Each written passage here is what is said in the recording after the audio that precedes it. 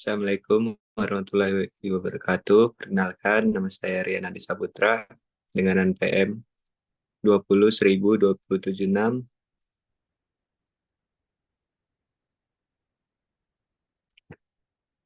Di sini saya akan mempresentasikan hasil analisa dari kasus tersebut. Kasusnya adalah belakangan ini ramai di media sosial mengenai geng T yang diduga melakukan perundungan di sekolah swasta yang bertempat di Serpong, Tangerang Selatan, Banten. Salah satu terduga pelaku yakni adalah anak dari salah satu orang ternama di dunia pertelevisian Indonesia dengan inisial V.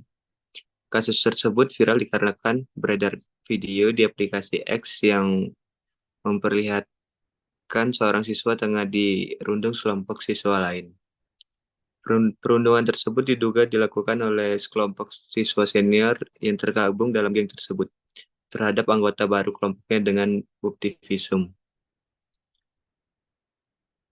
Dengan bukti visum, si penyidik menyimpulkan bahwa korban terluka akibat kekerasan yang dilakukan lebih dari satu orang, dan sebagian tubuhnya ada yang memar dan ada luka bakar akibat terkena suatu benda panas.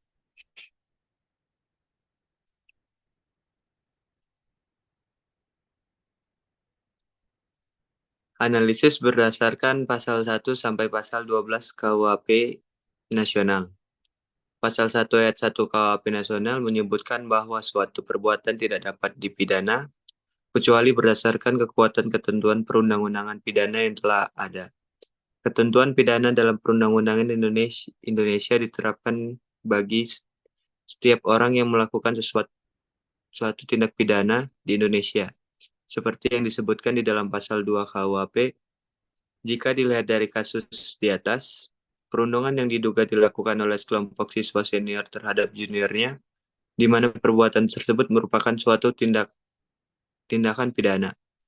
Tindakan tersebut dilakukan secara sengaja yang menyebabkan korban mengalami luka berat, sehingga pelaku dapat dijerat pidana.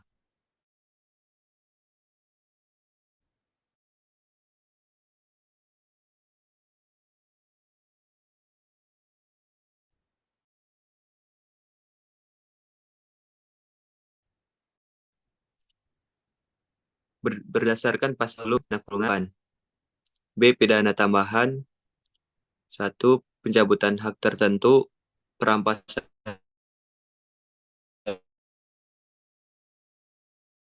barang-barang tertentu, pengumuman putusan hakim.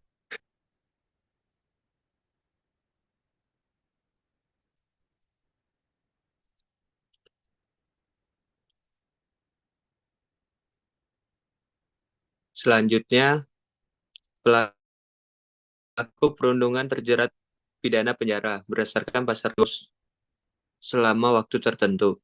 2. Pidana penjara selama waktu tertentu paling pendek 1 hari dan paling lama 15 tahun berturut-turut. 3. Pidana penjara selama waktu tertentu boleh dijatuhkan untuk 20 tahun berturut-turut dalam hal kejahatan yang dipidananya. Hakim boleh memilih antara pidana mati, pidana seumur hidup, dan pidana penjara selama waktu tertentu. Atau antara pidana penjara seumur hidup dan pidana penjara selama waktu tertentu. Begitu juga dalam hal batas 15 tahun dilampaui sebab tambahan pidana karena berbarengan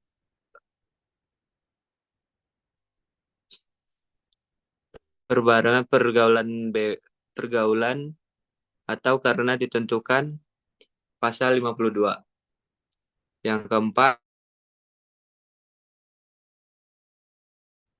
boleh melebihi 20 tahun. Jenis tindak pidana dan kualifikasi tindak pidana berdasarkan buku 2 KUHP Nasional.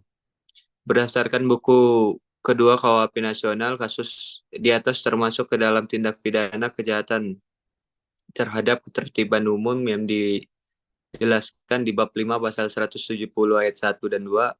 Pasal 170 ayat 1 berbunyi, barang siapa yang terang-terangan dan dengan tenaga bersama menggunakan kekerasan terhadap orang atau barang diancam dengan pidana penjara paling lama 5 tahun 6 bulan.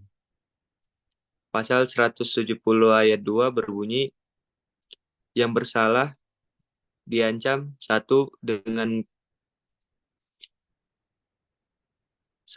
pidana penjara paling lama 7 tahun jika ia dengan sengaja menghancurkan barang atau jika kekerasan yang digunakan mengakibatkan luka-luka. 2. Dengan pidana penjara paling lama 9 tahun jika kekerasan mengakibatkan luka berat.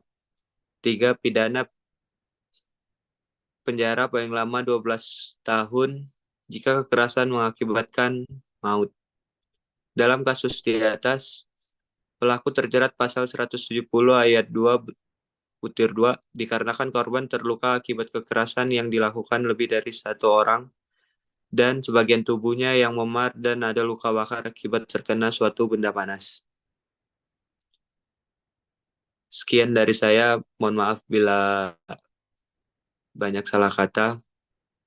Terima kasih. Wassalamualaikum warahmatullahi wabarakatuh.